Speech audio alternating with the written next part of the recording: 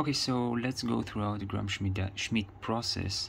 So what we want to do is to take a base for some vector space, think about it like this, and to turn it from a normal base to an orthogonal base. Namely, each vector is orthogonal to the other. We can also go one step further and make sure that this is an orthonormal base, namely normalize each vector. You can do it, you cannot do it, it's okay both ways. But in this case, we are going to do a Grahm-Schmidt process and also do a normalization for each vector. So each vector will be normalized, namely its norm will be 1. So it will be an orthonormal base. So we are starting with this base with 3 vectors, v1, v2, v3, and we want to turn it into a orthogonal base. When we start with the base, which is this one, 1 0 0 0 2 3 0 0 4 5 6 6. Now how do I know that this is not already an orthogonal base? If you take, for example, the inner product between 2 vectors, if they are orthogonal, the inner product should be 0.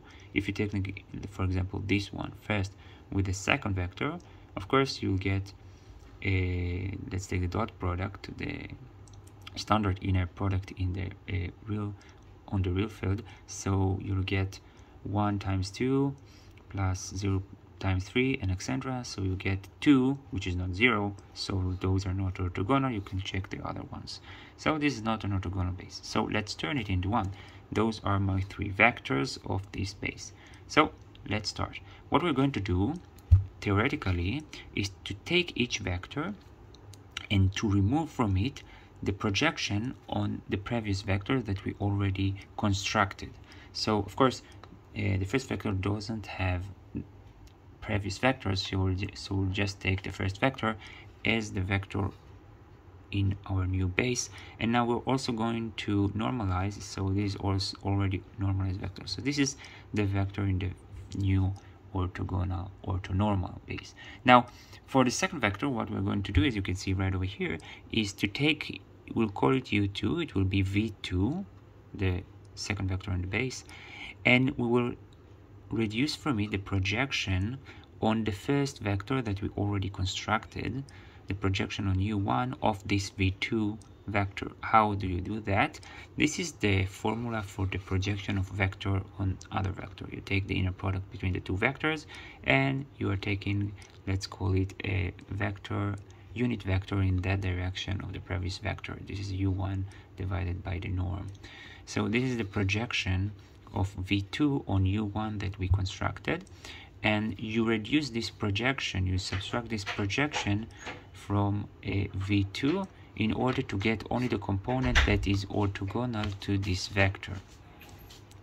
So this is u2, and now when you calculate this, and you can calculate those parts, v2 u1 and u1 u1, you get those numbers and you multiply by u1 and you get this is v2 minus this is the coefficient, here it is here, and it's time u1. So you calculate this and get u2, this one. You can see that it is a not normalized vector, because if you take the norm of this vector, it's 3, quite, you can see it. So let's normalize it. So we will divide this vector by its norm and we will get this one. So here we have the u2 vector, which is orthogonal to the u1 vector that we already constructed. Let's go to the third vector. In the third vector, which will be u3, we take the third vector from the original base, v3, and taking off the projections to the vector that we already constructed of the new base, namely the projection on u1 and the projection on u2 that we just constructed, the normalized u2. Okay, so it's v3 minus the projection on u1 of v3 minus the projection on u2 that you just constructed of this vector v3.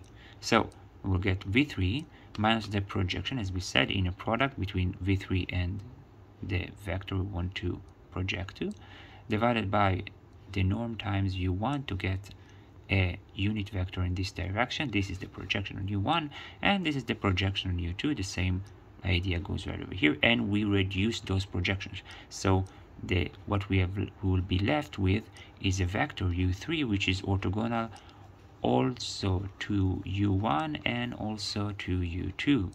So this will be u3. So we can calculate, you can see the calculations right over here, and we get a result for this.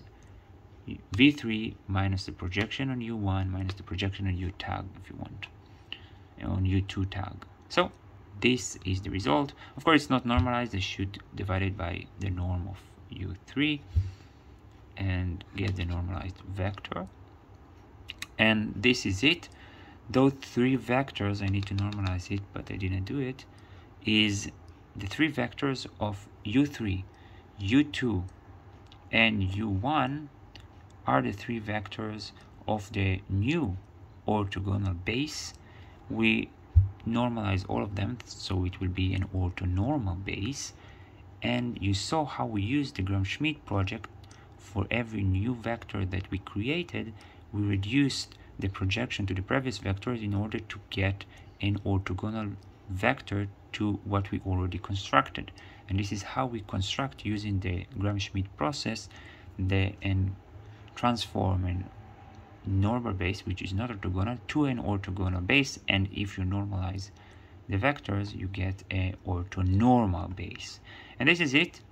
This was the Grahm-Schmidt process for transforming a base into an orthogonal and even orthonormal base. Thank you very much. If there are any mistakes or correction, please tell me. And that's it for now. That's it.